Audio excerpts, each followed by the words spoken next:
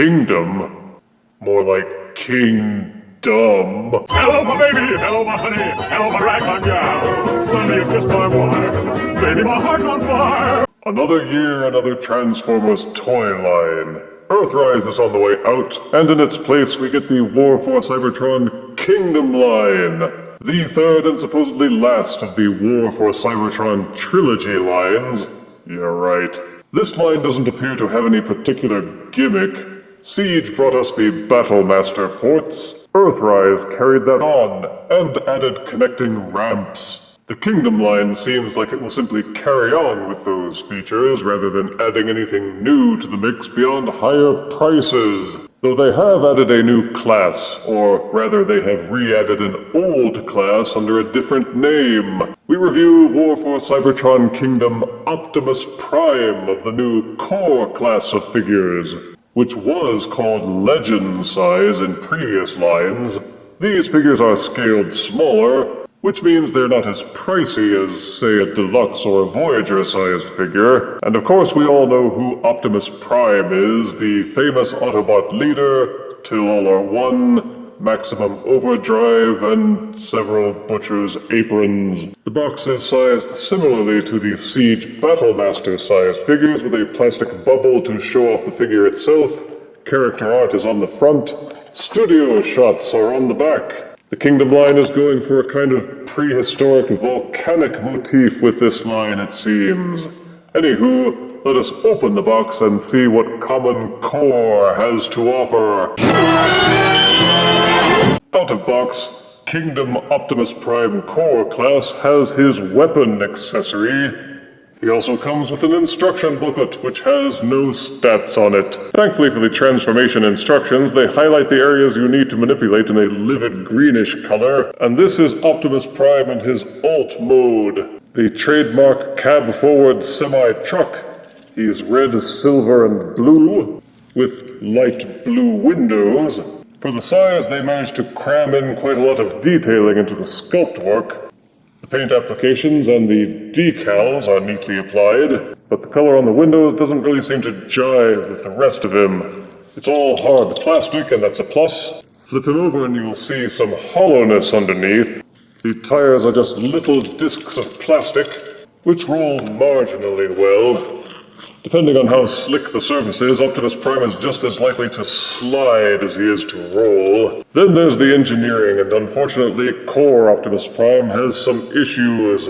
You can tell just by looking that not all of the robot segments tab in very neatly. You'll see several gaps and seams, especially on the back.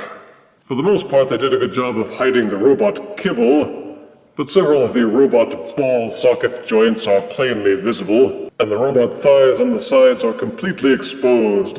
These two tabs at the back of the elbows look like they should peg in somewhere, except they don't. Plus, the robot feet are just sticking straight up.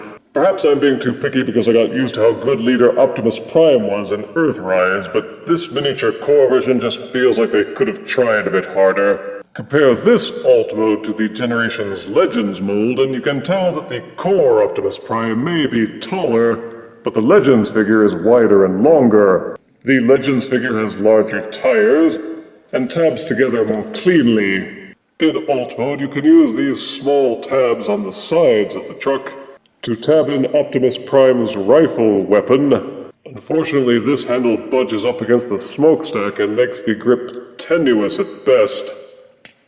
If one side doesn't work, you can try the other side to get better luck. Or you can give up in disgust and use this small hole peg at the back of the truck to plug in the gun this way. And that's the limit of his interactivity. He has no other Battlemaster or Fire Blast ports, which might let him take advantage of the Micromasters and Battlemasters from the Siege and Earthrise lines.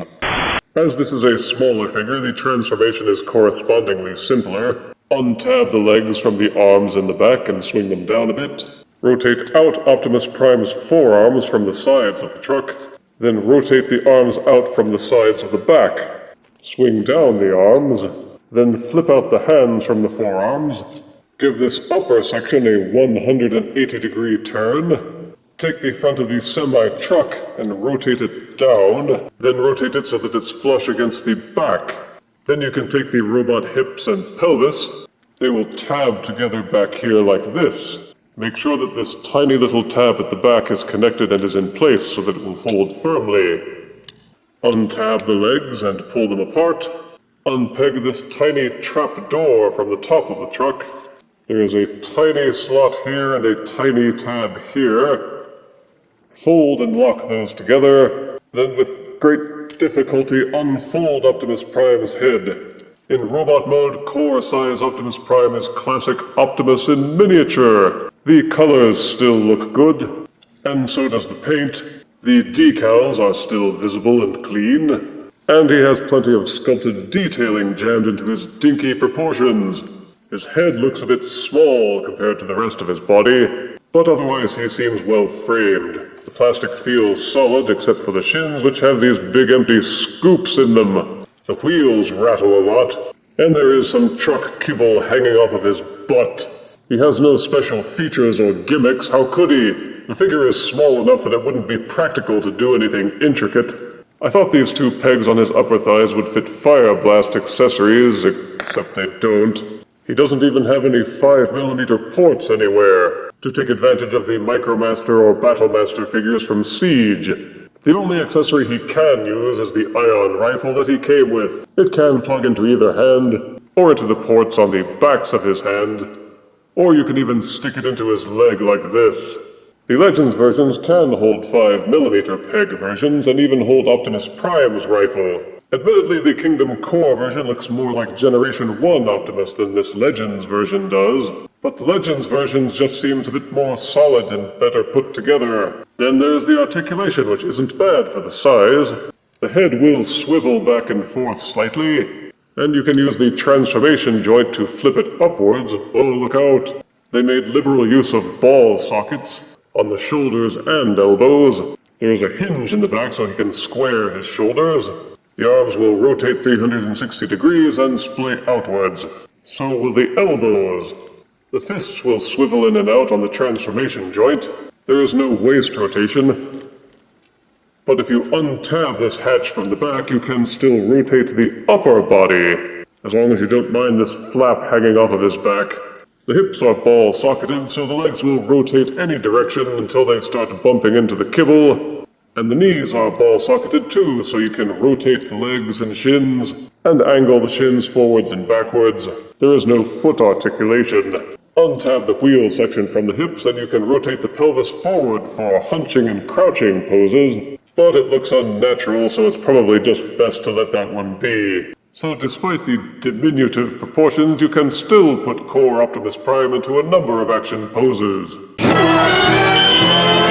For size comparison, here's Kingdom Core Optimus Prime next to Leader Earthrise Optimus Prime, aka Voyager Optimus Prime. Here is Kingdom Core Optimus Prime next to Transformers Animated Voyager Optimus Prime. And here is Kingdom Core Optimus Prime next to some Prime Rib. Collectors on a budget who don't want to plonk down 50 smackers for the Leader Class Optimus Prime figures may appreciate this stripped-down substitute. Positives are Core Class Optimus Prime may be the best smaller version of this figure to date. It can be fun to scale this figure against titans like Omega Supreme or Scorponok. It strongly resembles Generation 1 Optimus Prime. It has lots of detailing, good colors, and paint. He comes with a mini-weapon to fiddle around with. The transformation isn't too difficult, and both the robot and alt modes are fairly decent. Negative aspects are that both modes are only fairly decent. The small size hampers some features that we're all used to in the larger figures. The alt mode has a lot of visible seaming, there is no Battlemaster compatibility, the feet don't do anything, and there are several spots in the alt mode that look like they should fit together more cleanly, but they don't. There's some kibble in robot mode, some hollowness in the legs, and the lack of any cross-line feature compatibility just leaves the impression that something is missing. It's not really a bad figure, but it's really not good either. And I give Kingdom Core Class Optimus Prime 6 out of 10 deaths. Sorry, Short Stack. If you refuse me, honey, you lose me, then you'll be left alone, oh baby, tell them all, and tell me I'm your own.